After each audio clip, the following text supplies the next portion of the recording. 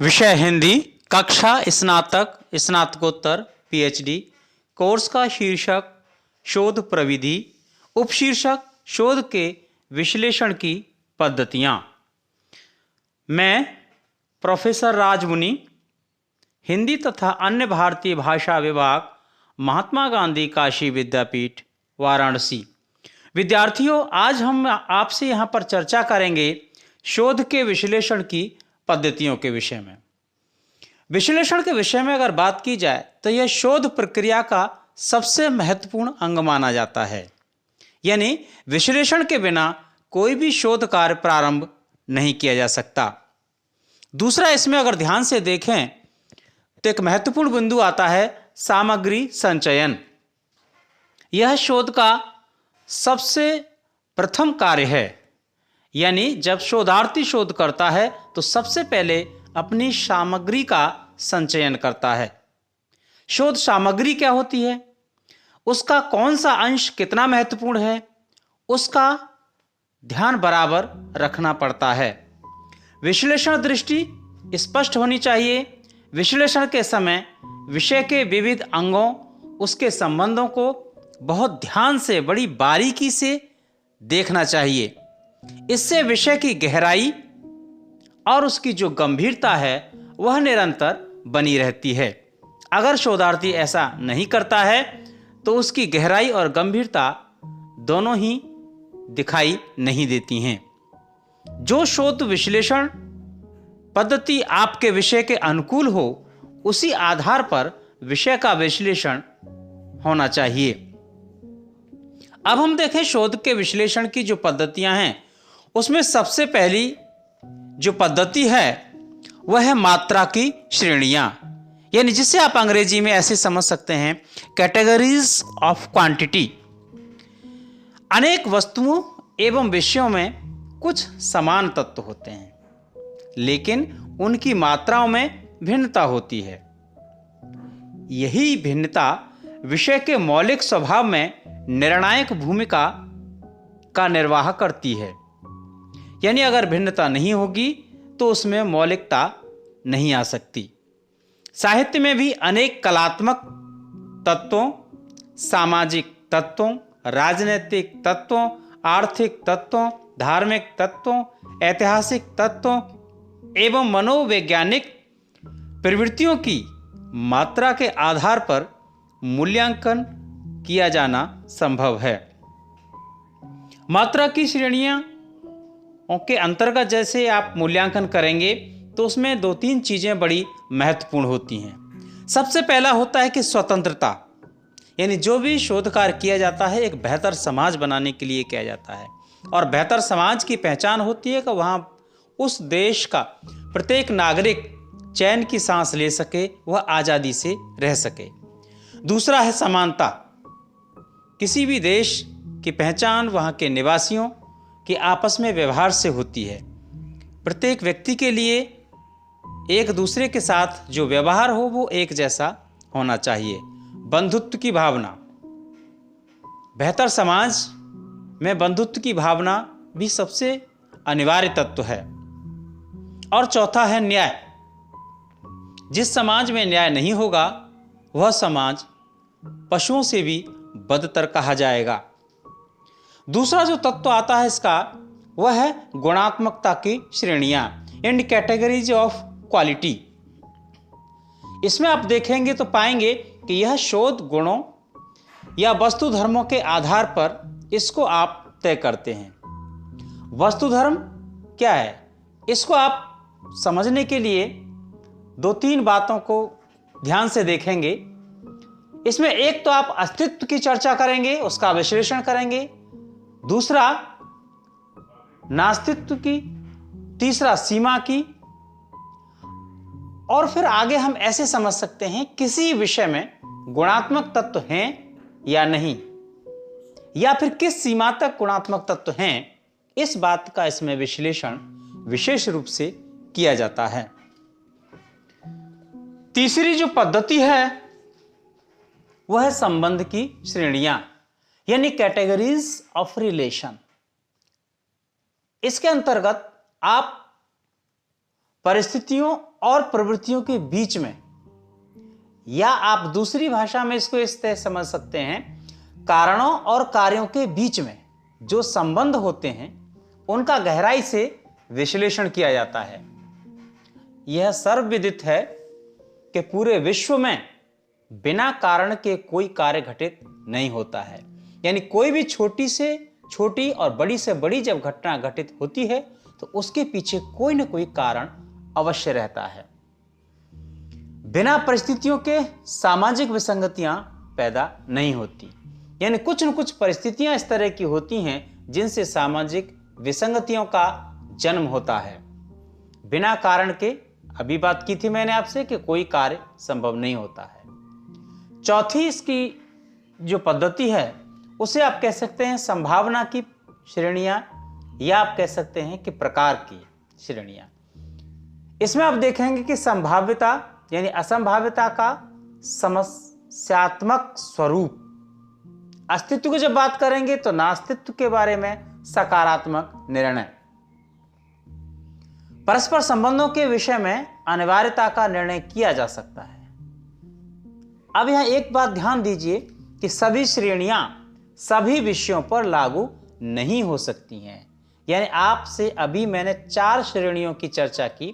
सबसे पहली है मात्रा की श्रेणियां, दूसरी है गुणात्मकता की श्रेणियां, और तीसरी है संबंध की श्रेणियां, और चौथी थी संभावना की श्रेणियां। तो यह बात यहां बताना बहुत जरूरी हो जाता है कि शोधार्थी अपने विषय और अपनी दृष्टि के अनुरूप श्रेणियों का इस्तेमाल और उपयोग कर सकता है। इसमें आगे आप पाएंगे अंश सापेक्ष या अंशोन्मुख विश्लेषण की भी यहां चर्चा होती है। किसी वस्तु या तत्व का विच्छेदन करके उसके विविध अंगों का अध्ययन किया जाए तो उसे आप कहेंगे कि यह अंशोन्मुख विश्लेषण हो रहा है। यानी जब किसी वस्तु का विच्छेदन करें, विश्लेषण करें, तो क्या करेंगे? सबसे पहले उसके विविध अंगों का अध्ययन करेंगे आप, उसको आप कहेंगे कि ये भाई अंशोन्मुख विश्लेषण हो रहा है। और वास्तव में सही बात है। किसी भी विषय को भाग उपभाग में बांट करके अच्छी तरह से उसको समझ करके अपनी दृष्टि तय करके उसका अध्ययन किया जाता है तो वो सबसे महत्वपूर्ण सिद्ध होता है। दूसरा है पूर्ण सापेक्ष या पूर्णोन्मुख विश्लेषण। इसमें शोधार्थी क्या करता है? किसी विषय या तत्वों का उससे बृहत्तर वस्तु या तत्व के अंग के रूप में अध्ययन किया जाए तो उसे पूर्णोन्मुख विश्लेषण कह सकते हैं। यानी जब आप किसी वस्तु का अध्ययन करेंगे तो एकदम उसका जो स्वरूप है बड़े विस्तृत रूप में होना चाहिए। जैसे आप उदाहरण के रूप में समझ सकते हैं कि संत कबीरदास या संत रविदास, इन दोनों के कृतित्व और व्यक्तित्व का जब आपको अध्ययन करना होगा तो कबीर की कृतियों का स्वरूप, कबीर की कृतियों की विशेषताएं और कबीर की कृतियों का महत्व, इस विषय का अध्ययन किया जाएगा। इसी तरह से संत रविदास के विषय में भी है कि संत रविदास की कृतियों का स्वरूप और संत रविदास की कृतियों की विशेषताएं और संत रविदास के कृतियों का महत्व। इसमें अन्य लेखक या युग का इससे क्या संबंध है, इस बात पर भी बराबर ध्यान दिया जाता है। या आप दूसरी भाषा में ऐसे समझ सकते हैं कि इसमें अन्य लेखक या युग का इससे क्या संबंध है, इसका अध्ययन करना अनिवार्य तो नहीं है, लेकिन अगर किया जाता है तो वो अपने आप में बहुत महत्वपूर्ण भूमिका निभाता है। एक और बात है यहाँ पूर्णोन्मुख अध्ययन में शोधार्थी क्या करता है? हिंदी काव्य के विकास में कबीर का योगदान। तो इससे ऊपर वाला जो था वो व्यक्तिगत रूप से साहित्यकार या रचनाकार पर निर्धारित था, लेकिन यहां आप ध्यान दीजिए विषय को थोड़ा सा, तो आप पाएंगे कि हिंदी काव्य के विकास में कबीर का योगदान। तो अब आपको यहां करना है कि कबीर से पहले हिंदी काव्य की प्रवृत्तियां कैसी रहीं और कबीर के समय कैसी रहीं और कबीर के आगे कैसी रहेंगी। अब कबीर के काव्य पर देशी और विदेशी प्रभाव का भी अध्ययन आपको करना पड़ेगा। संपूर्ण हिंदी काव्य पर कबीर के काव्य का प्रभाव, फिर यहाँ आपको याद दिला दें कि इतना काम जब शोधार्थी करता है तो वह अपनी आवश्यकता के अनुसार किसी भी श्रेणी का उपयोग कर सकता है। तो ये तो बात है कि शोध प्रविधि में कौन कौन से शोध करने की जो श्रेणियां हैं वे हैं। और सबसे प्रारंभ में मैंने एक बात यहां पर कही थी, वो बात ये थी कि आपको बताते चलें कि जब विषय का चयन सबसे पहला और महत्वपूर्ण कदम होता है, जहां तक मैं समझता हूं, विषय चयन में कुछ बातें बड़ी महत्वपूर्ण हैं जिन्हें हमको ध्यान में हमेशा रखना चाहिए। सबसे पहली तो यह है कि शोधार्थी की रुचि क्या है, और दूसरी ये हो जाती है कि शोधार्थी की जो दृष्टि है वो मौलिक है या नहीं है, या इसे और सरल भाषा में आप कह सकते हैं कि शोधार्थी की दृष्टि अब तक हुए शोधार्थियों से या वर्तमान में शोध कर रहे शोधार्थियों से अलग कैसे है, यानी सबसे अलग उसकी दृष्टि किस तरह से है।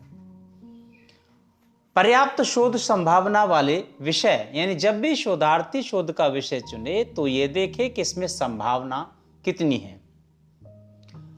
आगे आप देखेंगे कि सामाजिक उपादेयता या सामाजिक महत्व, किसी भी व्यक्ति, वस्तु, रचनाकार और रचनाकार अगर सामाजिक महत्व नहीं है तो आप यकीन मानिए उस रचना और रचनाकार का होना और न होना दोनों ही बराबर हैं, क्योंकि हम निरंतर एक बेहतर समाज बनाने के लिए किसी भी विषय में शोध कार्य करते हैं, उसका स्वरूप अलग अलग हो सकता है। अब आप देखेंगे कि विषय की व्यापकता, क्षेत्र सीमित या असीमित कैसा है, विषय कैसे हों, यानी जब आप शोध का विषय चुने तो किस प्रकार के होने चाहिए। यहां पर एक बात याद दिला दें, पाश्चात्य विद्वान टायरस हिलवे ने कुछ बातें बताई हैं विषय चयन के संबंध में। तो सबसे पहली शर्त उन्होंने यही रखी है कि सामाजिक उपयोगिता, यानी आप देखिए कि भारत से लेकर के विश्व के विद्वानों ने भी इस बात को सहर्ष स्वीकार किया है कि कोई भी शोध विषय सामाजिक उपयोगिता के बिना महत्वपूर्ण नहीं हो सकता है। दूसरा, इन्होंने भी कहा है कि विषय नया होना चाहिए और विषय मौलिक होना चाहिए। और तीसरी बात ये कहते हैं कि रोचकता, यानी अज्ञात तत्वों की जानकारी रखने के लिए हमारे अंदर एक जिज्ञासा, एक रोचकता होनी चाहिए। जीवन में दो ही तरह से कार्य आप बेहतर तरीके से कर सकते हैं। पहला तो ये कि अपनी रुचि के अनुरूप करें, और दूसरा ये है कि जो कार्य मिला है उसमें अपनी रुचि पैदा करें। तो जहां तक मुझे उचित लगता है वो ये है कि कोई भी शोधार्थी या व्यक्ति कोई भी जीवन में कार्य करे, अपनी रुचि के अनुरूप ही उस कार्य को अंजाम दे, तो उसका परिणाम बेहतर होगा और भविष्य की संभावनाएं भी बेहतर होंगी। अब तक शोध तो नहीं हुआ है, इस बात को भी ध्यान देना है, तर्कपूर्ण ढंग से सफल है या नहीं है। आगे देखते हैं हम कि विषय की गंभीरता, यानी जो विषय हम चुन रहे हैं केवल सूचनात्मक न रह करके वो गंभीर भी होना चाहिए। जैसे एक तहसील के आदिवासियों का सामाजिक अध्ययन से अधिक महत्वपूर्ण होगा पूरे राज्य के आदिवासियों का अध्ययन। अब देखते हैं कि सफलता की संभावना, यानी पुराने विषयों पर भी नई दृष्टि से काम हो सकता है और नए विषयों पर भी नई दृष्टि से कार्य किया जा सकता है। इसमें सबसे बड़ी महत्वपूर्ण का होती है विषय चयन में विश्वविद्यालय की भूमिका। विश्वविद्यालय को अपने यहाँ हुए अब तक के शोध कार्यों को निरंतर अपडेट करना चाहिए, उनको बार बार एक जगह संकलित करके उनका डाटा तैयार करना चाहिए, जिससे शोधार्थी को शोध विषय लेने में आसानी हो। विषय का पूर्व में पंजीकरण कहीं अन्य विश्वविद्यालय में न हुआ हो, और जो भी पंजीकरण करने वाला जो मंडल है वह अब उसकी जो सोच है, उसकी जो दृष्टि है बहुत व्यापक और निरपेक्ष होनी चाहिए। और शोध विषय कौन सा है, अशोध का विषय कौन सा है, इस बात की भी समझ शोधार्थी की होनी चाहिए। तो हम यहाँ देखेंगे कि शोधार्थी की भूमिका और निर्देशक की भूमिका दोनों का बहुत बड़ा योगदान होता है। रुचि विश्लेषण यानी नई और मौलिक स्थापना की संभावना है, और सबसे ज़्यादा महत्वपूर्ण शोध में एक बात सामने आई, वो ये आई कि पूर्वाग्रह और दुराग्रह से मुक्त शोधार्थी को भी होना चाहिए और शोध निर्देशक को। दोनों में से एक भी व्यक्ति अगर पूर्वाग्रह दुराग्रह से मुक्त होगा तो उसका शोध कार्य कभी भी सामाजिक महत्व का नहीं हो सकता है, क्योंकि आप जब दुराग्रह पूर्वाग्रह से मुक्त रहते हैं तभी एक बेहतर शोध कार्य को अंजाम दे सकते हैं। इस भाग में आज इतना ही। फिर इसके आगे के भाग में हम आपसे चर्चा करेंगे कि शोध की जो विषय में जो सामग्री संकलन है उस पर आपसे आगे बातचीत करेंगे। तब तक के लिए नमस्कार।